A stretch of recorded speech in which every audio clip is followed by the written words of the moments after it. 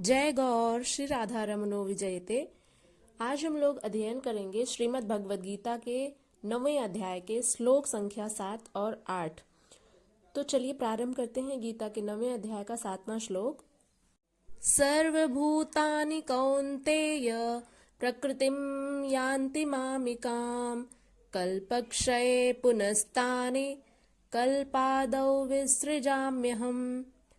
आइए अब इसके शब्दार्थ को देखते हैं।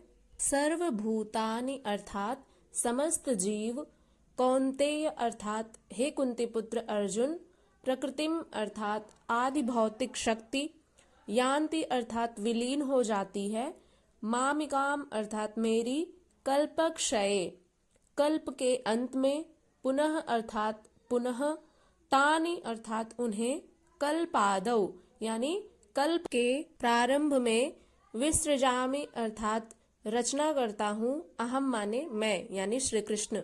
आइए अब इसके अनुवाद को देखते हैं। इसका अनुवाद है, भगवान श्री कृष्ण अर्जुन से कहते हैं, हे अर्जुन, कल्प के अंत में सभी जीव मेरी आदि भौतिक शक्ति में विलीन हो जाते हैं। हे कुंती पुत्र, अगली सृष्टि के आरंभ में मैं उन्हें पुनः प्रकट करता हूँ।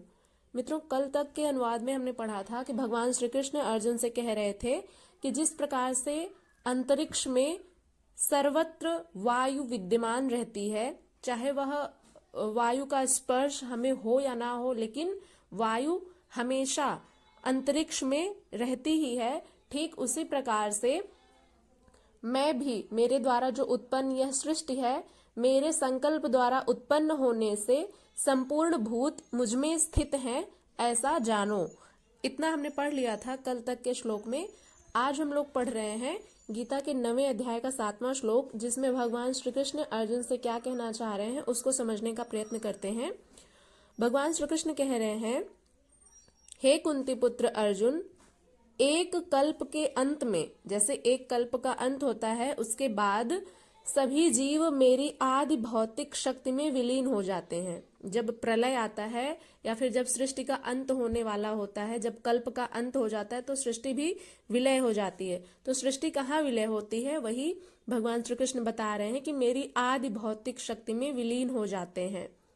इसलिए हे कुंती पुत्र, अगली सृष्टि के आरंभ में, यानी जब नया एक दूसरा कल्प का प्रारंभ होता है, तो अगली सृष्टि के आरंभ में मैं उन्हें पुनः प्रकट करता हूँ। फिर से भगवान श्री कृष्ण या वो परब्रह्म परमात्मा परम शक्ति उस सृष्टि की रचना करते हैं, पुनः रचना करते हैं, एक नया कल्प जब आरंभ होता है तब।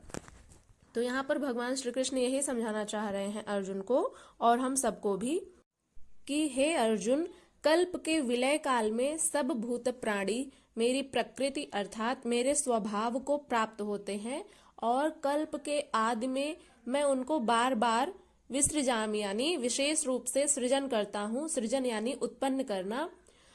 तो पहले किंतु विकृत थे, उन्हीं को रचता हूँ, उन्हीं को सजाता हूँ। जो विकृत रहते हैं उन्हीं को पहले भगवान रचते हैं, उन्हीं को संजोते हैं। तो जो अचेत हैं उन्हें जागृत करता हूँ, कल्प के लिए प्रेरित करता हूँ। कल्प का तात्पर्य है कि उत्थानोन्मुख परिवर्तन, यानी आसुरी संपद से निकलकर जैसे जैसे पुरुष दैवी संपद में प्रवेश पाता है, यहीं से कल्प का आरंभ है। और जब ईश्वर भाव को प्राप्त हो जाता है तो वहीं कल्प का क्षय है, यानी परमात्मा को पा लेने के बाद कोई अन्य सत्ता नहीं बचती है जिसको पाना शेष रहता है, तो वहीं पर ही उसे मोक्ष मिल जाता है उस जीव को। तो यहाँ पर अपना कर्म पूरा करके कल्प भी विलीन हो जाता है। तो जब नया कल्प प्रारंभ होता है तो भगवान पुनः सृष्टि की रचना करते हैं नए तरीके से। तो भजन का जो आरंभ है कल्प का आदि है और भजन की पराकाष्ठा जहाँ लक्ष्य विदित होता है वहीं कल्प का अंत है। यानी जैसे जब कोई साधक अपनी साधना आरंभ करता है तो वही कल्प का आदि होता है, वहीं से ही कल्प का प्रारंभ होता है। और भजन की पराकाष्ठा जो है, जहां पर लक्ष्य विदित होता है, वहीं पर कल्प का अंत होता है। यानी जब साधना पूरी हो जाती है और परमात्मा की प्राप्ति हो जाती है मनुष्य को, तो वहीं पर ही कल्प का अंत हो जाता है, यानी उस व्यक्ति को परमात्मा की प्राप्ति हो जाती है, उन्हें मोक्ष की प्राप्ति हो जाती है। तो जब यह शर आत्मा योनियों के कारणभूत राग द्वेष से मुक्ति पाकर अपने शाश्वत रूप में स्थिर हो जाए, इसी को श्री कृष्ण कहते हैं कि वह मेरी प्रकृति को प्राप्त होता है। अब गीता के 9वें अध्याय का 8वां श्लोक पढ़ते हैं। प्रकृतिं स्वामवष्टभ्य विसृजामि पुनः पुनः भूतग्राममिमं कृत्स्नम् अवशं प्रकृतेर्वशात्। आइए अब इसके शब्दार्थ को देखते हैं। प्रकृतिम अर्थात प्रकृति को या भौतिक शक्ति को, स्वम अर्थात अपनी, अवशिष्टा अर्थात अधिष्ठात्री, विस्तृतामि अर्थात उत्पन्न करती हूँ, पुनः पुनः अर्थात बार बार, भूतग्रामम अर्थात असंख्य रूप, इमाम अर्थात ये, कृत्स्नाम अर्थात सब, अवशम अर्थात इनके वश से परे, अ का अर्थ होता है नहीं, वशम अर्थात वश में, तो जो वश में ना हो यानी वश से परे, प्रकृति ही अर्थात स्वभाव, वशात अर्थात बलपूर्वक या बल से। तो ये रहा शब्दार्थ। आइए अब इसके अनुवाद को देखते हैं। भगवान श्री कृष्ण अर्जुन से कहते हैं, अपनी भौतिक शक्ति पर अधिष्ठाता होकर मैं इन असंख्य रूपों को उनकी प्रकृति के बल के अनुसार बार बार उत्पन्न करता हूँ।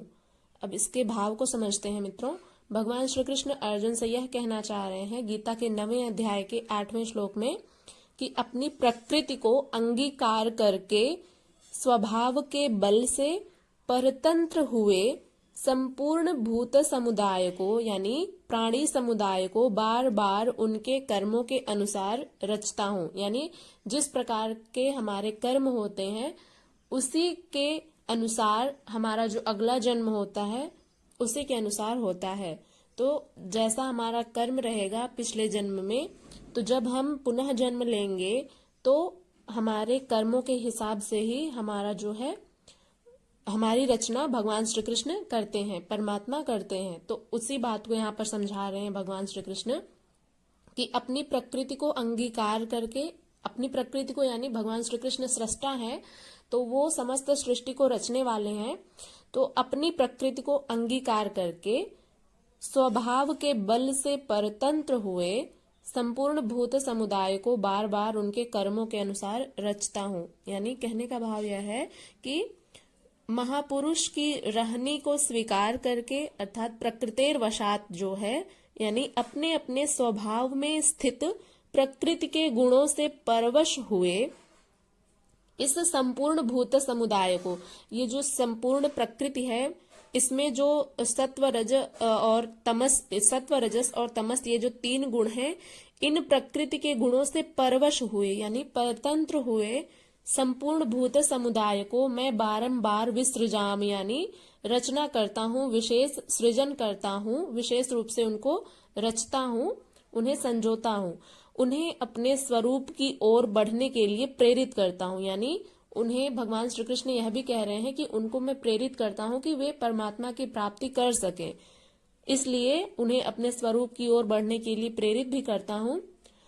तो अब ये प्रश्न उठ सकता है कि तब तो आप भी इसी कर्म से बंधे हुए हैं, यानी भगवान श्री कृष्ण भी तब तो इसी कर्म से बंधे हुए हैं, ऐसा प्रश्न उठ सकता है।